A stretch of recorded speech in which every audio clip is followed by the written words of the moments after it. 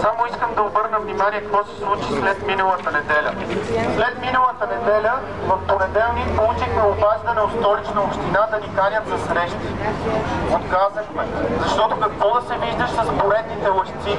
Говоря и за Пандукова и за целия общински съвет, който се намира. Казаха, че те са изпълнили целият пакет от предложения на гражданите. Бил изпратен ДКЕВР, МИЕТ и така нататък. И там топкали топката.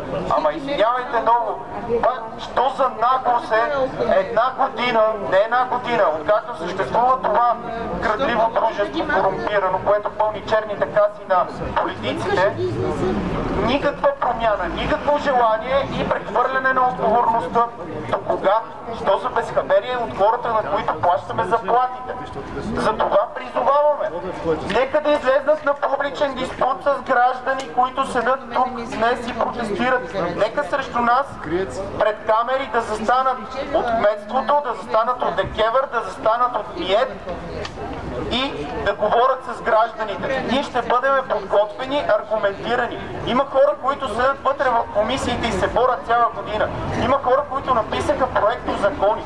Има хора, които спечелиха дела в съда срещу топлофикация. Искаме обществен дебат. И това може да се случи, обръщаме се към канал 1 в предаването референдум. Нека да застанеме граждани срещу институции и да кажат пред всички защо МИЕТ не разсекрети договорите и не знаеме газа на колко влиза и на колко се продава в България и къде остава печалбата. Защо не са махнати лихвите? Защо продължават да се съдят граждани? Да дойде експерт на топлофикация и да обясни формулата.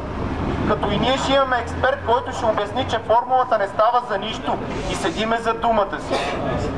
И следващия път, когато сме повече, наистина ще призовеме за гражданско неподчинение. Това вече на нищо не прилича.